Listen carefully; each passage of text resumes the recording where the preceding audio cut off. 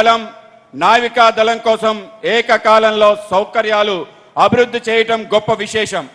ఎంకా వారు flight testing centre సాధారణంగా భారత వైమానిక దళం కోసం, బీడీఎల్ వారి అండర్ వాటర్ సిస్టమ్స్ భారత నావికా దళం కోసం, హెచ్ఎఫ్సిఎల్ వారి మందుగుండె సామగ్రి ఫ్యూజులు ఈ త్రివిధ దళాల కోసం, డ్రోన్ టెక్నాలజీ అన్ని రంగాలకి ఉపయోగపడుతుంది.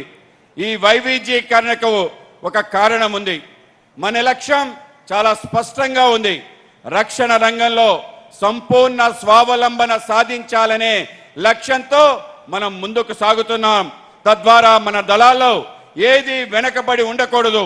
మన దళాలన్నీ ఒకదానికి మించి ఇంకొకటి ఆ విధంగా నిరూపించుకోవాలి. साथियों, मुझे यह देखकर भी बेहद खुशी होती है कि पूरे प्रयास में पब्लिक सेक्टर और प्राइवेट सेक्टर दोनों कंधे से कंधा मिलाकर खड़े हैं। पिछले 10 वर्षों में हमारे प्रधानमंत्री श्री नरेंद्र मोदी के नेतृत्व में हमने पब्लिक सेक्टर और प्राइवेट सेक्टर के बीच की खाई को लगभग पाट दिया है और आज हम होल ऑफ गवर्नमेंट अप्रोच के साथ ही नहीं बल्कि होल ऑफ कंट्री अप्रोच के साथ आगे बढ़ रहे हैं। और मैं तो कहता हूं कि अब तो हम whole of the people approach तक भी पहुंच गए हैं। चाहे इंडिविजुअल इनोवेटर हो, बड़ी कंपनी हो, स्टार्टअप्स हो, एमएसएमई हो, हर कोई राष्ट्र रक्षा के इस महायज्ञ में अपनी आहुति दे रहा है। यह जो पब्लिक प्राइवेट पार्टनरशिप का मॉडल हमने अपनाया है, उसने डिफेंस मैन्युफैक्चरिंग को एक क्लोज इन्वायरमेंट से निकालकर जन आंदोलन बना दिया है। और यह बड़ी खुशी की बात है कि इस जन आंदोलन का प्रत्यक्ष रूप हमें आंध्र प्रदेश में देखने को मिल रहा है। ఈ మొత్తం వ్యవహారంలో ప్రభుత్వం ప్రైవేట్ రంగాలు చేయి కలిపి నడుస్తున్నాయి. ఇది చాలా సంతోషకరమైన విషయం. గత 10 ఏళ్లలో మన ప్రధానమంత్రి గారి నాయకత్వంలో ప్రభుత్వ ప్రైవేట్ రంగాల మధ్య ఉన్న అంతరాన్ని మనం దాదాపు పూడ్చేశాం. ఈరోజు మనం కేవలం సమగ్ర ప్రభుత్వ విధానంతో పాటు సమగ్ర దేశ విధానంతో కూడా ముందుకు సాగుతున్నాం. ఇప్పుడు మనం సమగ్ర ప్రజా విధానంను కూడా చేరుకున్నామని స్పష్టంగా చెప్పగలం. ఒక వ్యక్తిగత ఆవిష్కరణ అయినా, ఒక పెద్ద కంపెనీ అయినా, ఒక స్టార్టప్ అయినా, లేదా ఒక ఎంఎస్ఎంఈ అయినా దేశ రక్షణ అనే మహత్తర యజ్ఞంలో ప్రతి ఒక్కరూ తన వంతు సహకారాన్ని అందిస్తున్నాయి. మనం అనుసరించే ఈ యొక్క ప్రభుత్వ ప్రైవేట్ భాగస్వామ్య నమూనా రక్షణ రంగ తయారీకి ఒక పరిమిత వాతావరణం నుంచి ఒక ప్రజా ఉద్యమంగా మారింది. ఈ ప్రజా ఉద్యమం యొక్క ప్రత్యక్ష రూపాన్ని ఆంధ్రప్రదేశ్లో చూడటం ఎంతో సంతోషకరమైన విషయం. साथियों, यह जो प्रोजेक्ट्स हैं ये ग्रोथ पोल की तरह कार्य करेंगे। रोजगार के लाखों अवसर बनेंगे। यहाँ की एकेडमियाँ, इंजीनियरिंग कॉलेज, आईटीआई सब इससे जुड़ेंगे और सप्लाई चेन डेवलप होगी। छोटे उद्योग लगेंगे। लोकल यूथ को हाई इन टेक्नोलॉजी के क्षेत्र में काम करने, सीखने और आगे बढ़ने का प्लेटफॉर्म भी मिलेगा। मतलब एक पूरे इकोसिस्टम का डेवलपमेंट होगा जो आंध्र प्रदेश के हॉलिस्टिक डेवलपमेंट में वह हेल्प करेगा। ఈ ప్రాజెక్టుల యొక్క వృద్ధి కేంద్రాలుగా పనిచేస్తాయి. లక్షలాది ఉపాధి అవకాశాలు కల్పిస్తాయి. స్థానిక విద్యా సంస్థలు, ఇంజనీరింగ్ కళాశాలలు మరియు ఐటీఐలు అనుసంధానించబడి సరఫరా గొలుసు అభివృద్ధి చెందుతుంది. చిన్న పరిశ్రమలు స్థాపించబడతాయి. స్థానిక యువతకు అత్యాధునిక సాంకేతిక పరిజ్ఞానం పనిచేస్తుంది. అలాగే వాళ్ళకి నేర్పబడుతుంది. ఇవన్నీ కూడా ఒక వ్యవస్థ మనకి లభిస్తుంది. అంటే దీని అర్థం ఆంధ్రప్రదేశ్ సంపూర్ణ అభివృద్ధికి దోహదపడే ఒక పూర్తి సమగ్ర వ్యవస్థ అభివృద్ధి చెందుతుంది. अभी हाल में ही मैं जर्मनी के म्यूनिख शहर की विजिट पर गया था। यह शहर बवेरिया प्रांत में आता है। यह प्रांत पूरे यूरोप के लिए डिफेंस का एक सेंट्रल हब है। बताते हैं कि पूरे यूरोप के डिफेंस प्रोडक्शन का 1/3 आउटपुट जर्मनी के इस एक प्रांत से होता है। आज यहाँ से जो प्रोजेक्ट्स स्टार्ट हो रहे हैं, मैं समझता हूँ कि आने वाले समय में यह प्रोविंस उसी प्रकार पूरे भारत के लिए एक डिफेंस हब बनकर खड़ा होगा। और यहाँ से महज 2 घंटे की दूरी पर बेंगलुरु अपने आप में डिफेंस का एक बड़ा केंद्र है। यहाँ पर सीएम आंध्र प्रदेश नायडू गारू मौजूद हैं। तो मैं कहना चाहूँगा कि आप कर्नाटक के साथ मिलकर किसी ऐसे प्लान पर भी विचार करें जिससे यह पूरा क्षेत्र एक विशाल मिलिट्री इंडस्ट्रियल कॉम्प्लेक्स बनकर उभरे। ఇటీవల నేను జర్మన్లో మ్యూనిచ్ని సందర్శించాను.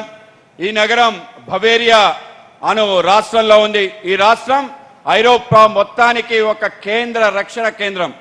ఐరోపా మొత్తం రక్షణ ఉత్పత్తిలో మూడింట ఒక వంతు జర్మనీలో ఈ ఒక్క రాష్ట్రంలోనే వస్తుంది.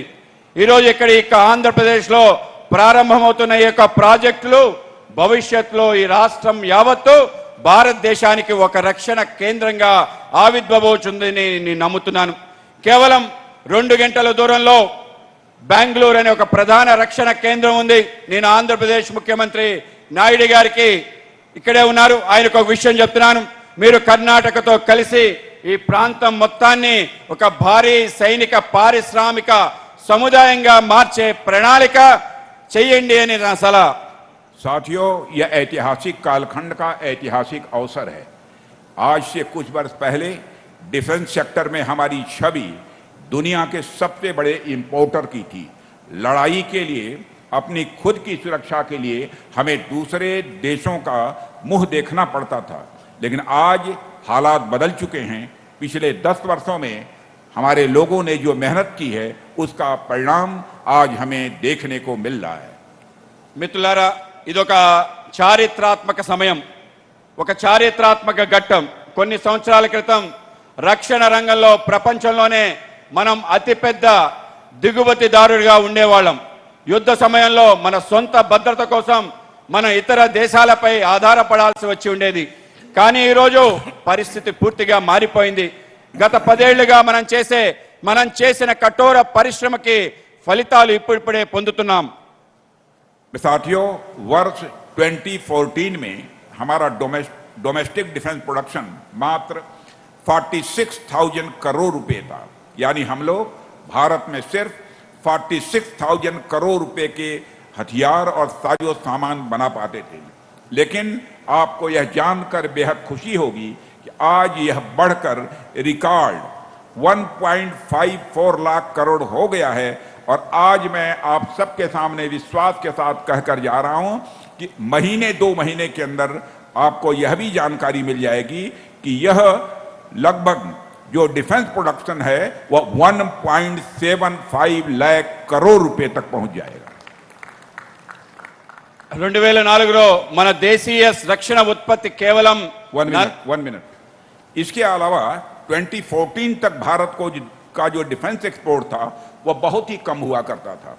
हम केवल 600 करोड़ रुपए से भी कम के हथियार और साजो सामान दुनिया के दूसरे देशों को भेज पाते थे, उनको सेल कर पाते थे। लेकिन आज वही बढ़कर रिकॉर्ड अप्रॉक्सीमेटली 40,000 करोड़ रुपए तक पहुंच गया है। और इस तरह की अनेक अचीवमेंट्स हम लोगों ने हासिल की हैं। 2004లో మన భారతదేశ రక్షణ ఉత్పత్తి కేవలం 46,000 కోట్లుగా ఉండేది. అంటే భారతదేశం కేవలం 46,000 కోట్ల విలువైన ఆయుధాలు, పరికరాలు మాత్రమే తయారు చేసుకోగలిగే వాళ్ళం. కానీ ఈరోజు దాని రికార్డ్ స్థాయిలో 1,75,000 కోట్ల రూపాయలకు పెరిగిందని మీకు తెలియజేస్తున్నాను. అంతేకాకుండా 2014 వరకు భారతదేశ రక్షణ రంగంలో ఎగుమతులు చాలా తక్కువ ఉండేది. మనం ప్రపంచంకి కేవలం 600 కోట్లు విలువైన ఆయుధాలు, పరికరాలు విక్రయించేవాళ్ళం. కానీ ఈరోజు అది రికార్డ్ స్థాయిలో సుమారు 40,000 కోట్ల వరకు పెరిగింది. ఇలాంటి ఎన్నో విజయాలు మనం సాధించాం. साथियों, अभी कई सारी अचीवमेंट्स हासिल करना शेष है। मैं उस पल की कल्पना करता हूं जब अमका की पहली उड़ान इसी धरती से भरी जाएगी या उसका टेस्टिंग डाटा यहां से जनरेट होगा। जब बीडीएल द्वारा बनाया गया अंडर वाटर ड्रोन समुद्र की अंधेरी गहराइयों में दुश्मन पर नजर रखेगा और वहां से निकला टारपीडो दुश्मन पर सटीक वार करेगा। और जब आंध्र प्रदेश की धरती पर निर्मित इलेक्ट्रिक फ्यूज से हमारी तोपें गरजेंगी, जब आग्नेयास्त्र, इनर्जेटिक्स के हथियार सीमा पर हमारे जवानों का हौसला बनेंगे और जब वहां की ड्रोन सिटी से दुनिया के कोने कोने में ड्रोन्स की सप्लाई होगी, तो यह हमारा आने वाला कल होगा। మనం సాధించాల్సిన విజయాలు ఇంకా ఎన్నో ఉన్నాయి. ఎంకా వారి తొలి విమానం ఈ లేన నుంచి నింగిలోకి ఎగిరే క్షణాన్ని లేదా అది పరీక్ష డేటా ఇక్కడ ఉత్పత్తి అయ్యే క్షణాన్ని నేను ఊహించుకుంటున్నాను. బీడీఎల్ నిర్మించిన జలాంతర్గామి డ్రోన్ సముద్ర అగాధంలో శత్రువును పర్యవేక్షించే క్షణాన్ని, ఇక్కడి నుంచి ప్రయోగించే టార్పిడో శత్రువుని ఖచ్చితంగా ఛేదించే క్షణాన్ని నేను ఊహించుకుంటున్నాను. ఆంధ్రప్రదేశ్ నేల మీద తయారయ్యే ఎలక్ట్రికల్ ఫ్యూజులతో మన ఫిరంగులు గర్జించే క్షణాన్ని నేను ఊహించుకుంటున్నాను. ఆగ్నేయాస్త్ర ఎనర్జిక్ ఆయుధాలు సరిహద్దుల్లో మన సైనికుల యొక్క బలాన్ని స్థైర్యాన్ని నిలిచే క్షణాన్ని నేను ఊహించుకుంటున్నాను. ఇక్కడ డ్రోన్ సిటీ ప్రపంచంలోనే ప్రతి మూలకి డ్రోన్ సరఫరా చేసే క్షణాన్ని నేను ఊహించుకుంటున్నాను. అదే మన భవిష్యత్తు.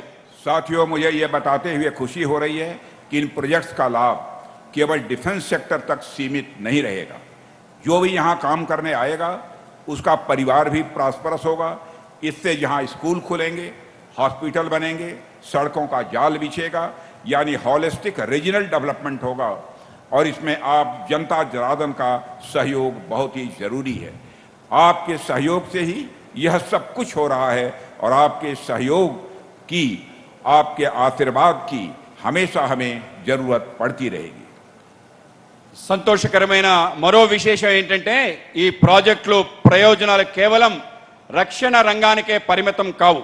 ఇక్కడ పనిచేయడానికి వచ్చే ప్రతి ఒక్కరి కుటుంబం సుసంపన్నం అవ్వబోతుంది. తద్వారా పాఠశాలలు, ఆసుపత్రులు, రహదారుల యొక్క నెట్వర్క్ ఏర్పడబోతున్నాయి. అంటే ఇది ఒక సమగ్ర సంపూర్ణ ప్రాంతీయ అభివృద్ధికి దోహదపడుతుంది. ఇందులో ప్రజలైన మీ సహకారం చాలా కీలకం. ఇదంతా మీ సహకారం వల్లే జరుగుతుంది. మాకు ఎల్లప్పుడూ మీ మద్దతు, మీ ఆశీస్సులు కావాలి. साथियों, आप सब जानते हैं कि राष्ट्र निर्माण का कार्य यह मिलजुल कर ही होता है और हम सब मिलकर जुट जाएं, ईंट दर ईंट, कदम दर कदम और एक ऐसे भारत का निर्माण करें जो न केवल स्वयं की रक्षा करे बल्कि विश्व बंधुत्व की भावना के साथ पूरी दुनिया की भी मदद कर सके। हमारे पास विल पावर है, इच्छा शक्ति है, हमारे पास संकल्प शक्ति है, जनशक्ति है और भगवान श्री वेंकटेश्वर की असीम कृपा भी हम सबके ऊपर है। हमारे मनोरथ पूरे होंगे, इसमें कहीं कोई संदेह नहीं है। మిత్రులారా, దేశ నిర్మాణం అనేది ఒక సమిష్టి కృషి. మనమందరం ఇటుక పేర్చి అడుగు అడుగు కలిపి ఏకమై మనని మనం రక్షించుకోవటమే కాకుండా విశ్వ సోదర భావన స్ఫూర్తితో యావత్ ప్రపంచానికి కూడా సహాయపడగలిగే ఒక భారతదేశాన్ని నిర్మిద్దాం. మనకు సంకల్పం, పట్టుదల, మానవ వనరులు మరియు శ్రీ వెంకటేశ్వర స్వామి వారి యొక్క అపారమైన ఆశీస్సులు ఉన్నాయి. మన కోరికలు తప్పకుండా నెరవేరుతాయి అనే అండల్లో ఎటువంటి సందేహం లేదు. एक बार फिर इस ऐतिहासिक आयोजन के लिए मुख्यमंत्री चंद्रबाबू नायडू गारू, उनकी टीम और राज्य की जनता को मैं कोट कोट बधाई भी देता हूं और अपनी हार्दिक शुभकामनाएं भी देता हूं। और मुझे यहां आमंत्रित करने के लिए आप सभी को धन्यवाद देते हुए यहीं पर अपनी बात को समाप्त करता हूं। आप सबको बहुत बहुत धन्यवाद।